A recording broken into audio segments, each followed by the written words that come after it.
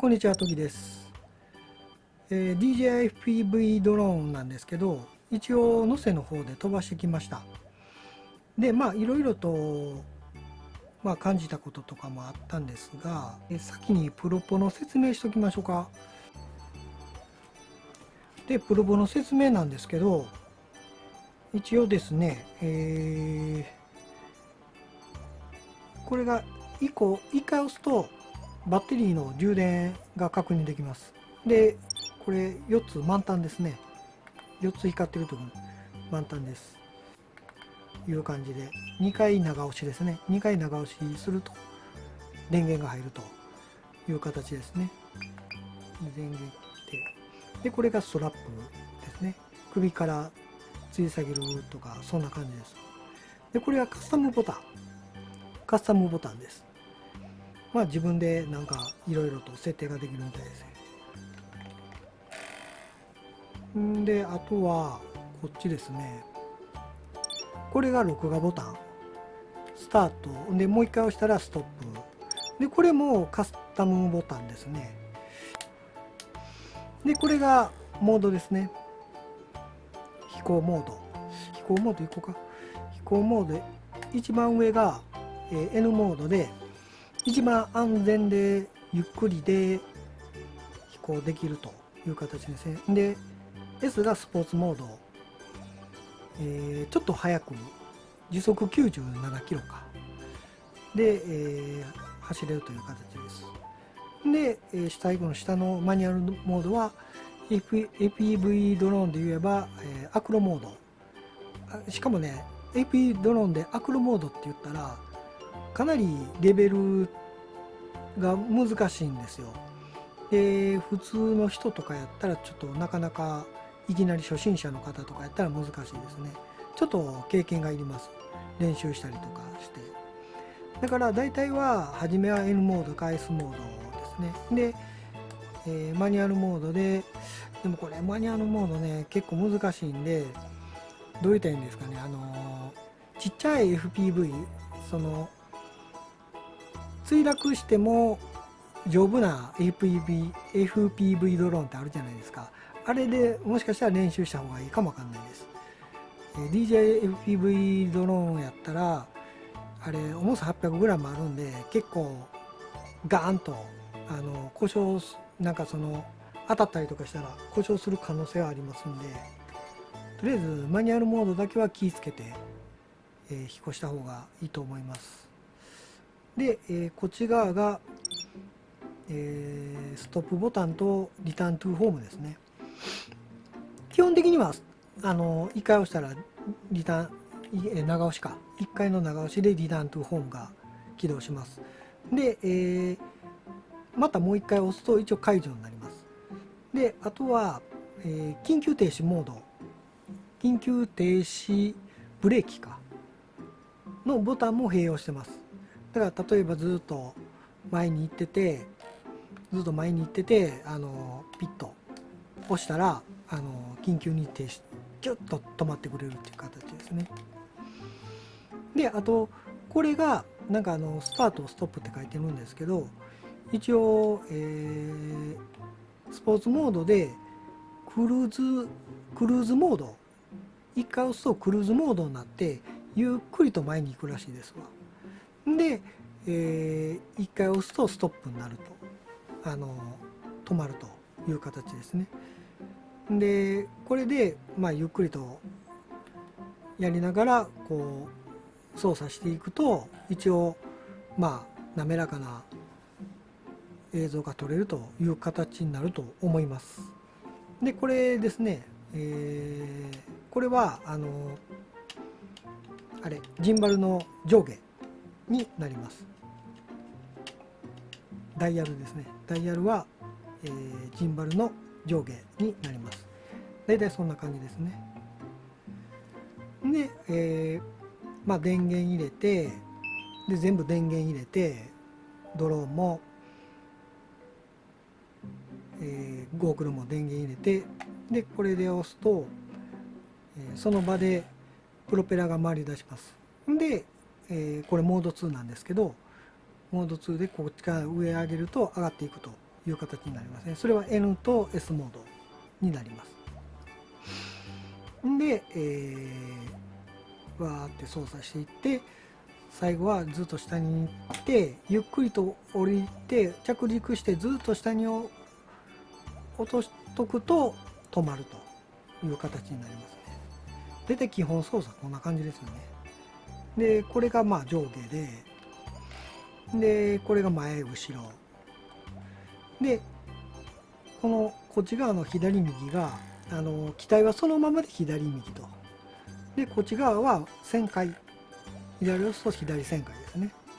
で右押すと右旋回になります。ではとりあえず、飛ばした映像をご覧ください。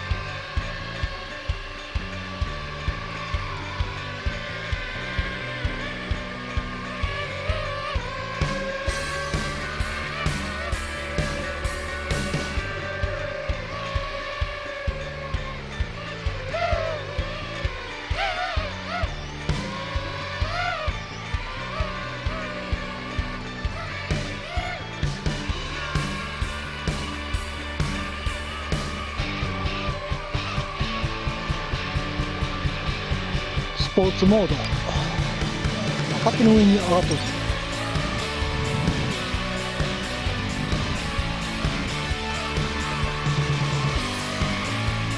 これ障害物があれば細いんやろ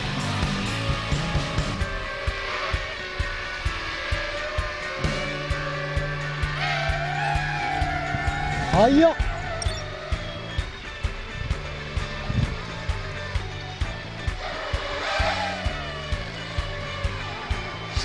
上下が速いねんな。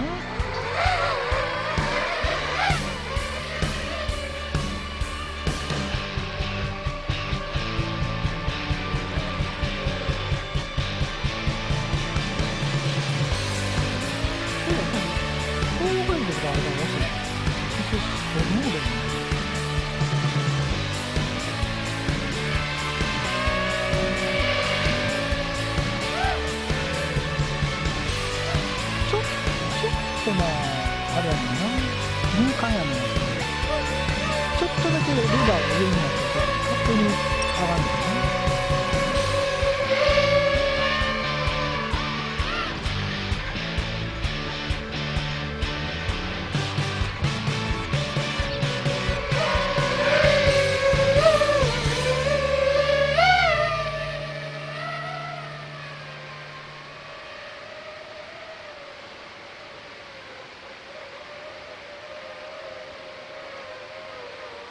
でも操作はすっげえしやすいな。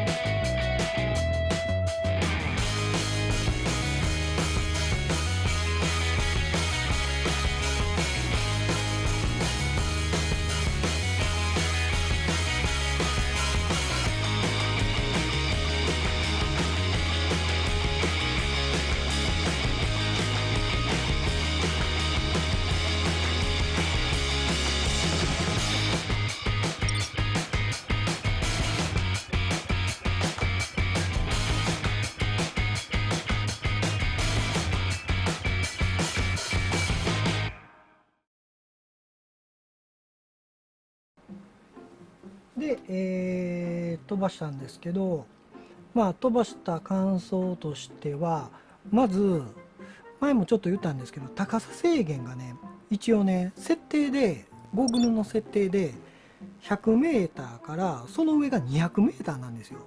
で日本って150m 以上飛ばしたらダメなんで、許可が必要になってくるんで、その設定ができないんですね。 100m が 200m で、あとはもうそのゴーグルに左下かに表示されている高さで自分自身で制御しないといけない、もしくは 100m に設定して高さを制限するという形になってくると思います。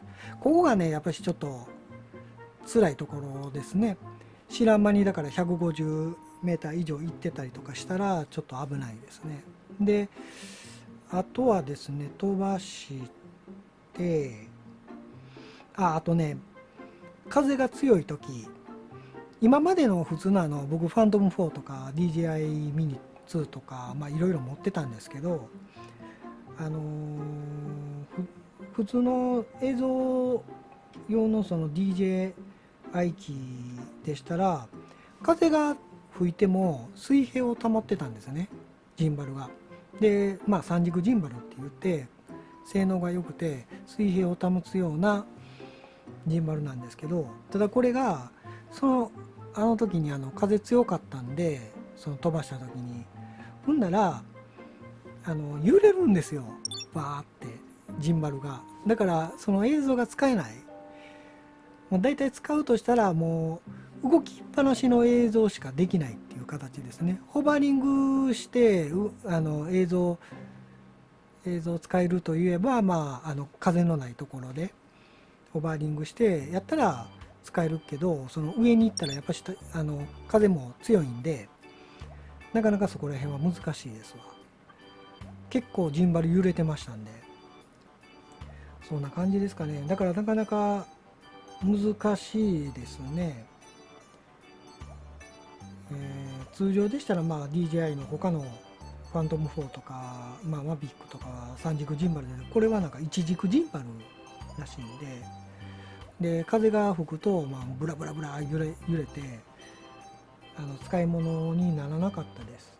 だからそれとやっぱし後で設定とかで多分変えれると思うんですけど、ジンバルのあとこう曲げた時にカクみたいな感じで動くんで、その映像も使えないんで、ゆっくり滑らかな設定、飛ばしたのはもうドノーマルで飛ばしたんで今回、だから設定も必要になってきますよね。曲がった時にカクカクって FPV のこのジンバルがとかが鳴ってしまうんで、それをちょっと滑らかにしないといけないですわ。だから設定がちょっと必要になってきますね。そんな感じかな。カットしてやれば、その一瞬のところだけ切れば、斜めになってるとことかね切ればいいんですけど、やっぱりゆっくりこうなってるところとかも撮影したいんで、そういったところはやっぱり細かな設定が必要なんかなとは思います。画面なんですけど、通常でしたら DJI 機、普通の映像機の方なんですけど、左下に地図が基本的にはあるんですよ。それが DJI FPV ドローンがないんですね。だから結構ね、これはちょっと怖くて、要するに方角とかがわからない状態になってしまうんで、似たようなその山とかで飛行するとき、もし方向がわからなくなった場合、FPV ドローンで方向がわからなくなった場合、ちょっと大変かなと思います。ドローンを探すとかあるみたいなんですけど、それ多分その DJI フライの方なんで、いちいちこっちのアプリを立ち上げないとわからないと思うので、なかなか難しいですね、そこら辺が。だからある程度範囲はやっぱし狭い範囲になってしまうんかなとは思います。ちゃんとその方角が分かればいいんですけど、ちょっとねここら辺もちょっと DJI さん考慮してほしいですね。アップデートかなんかでじゃないと分からないですからね、方向とかが。でロストの危険性が高くなるんで、左下にあったらめちゃくちゃ助かります。全然目視外とかやったらね全然安全なんですけど、何のためにね絵の買ったんやみたいな感じになってしまうんで、それやったらそんな感じですね。以上、ドローン空撮旅人の時でした。チャンネル登録よろしくお願いします。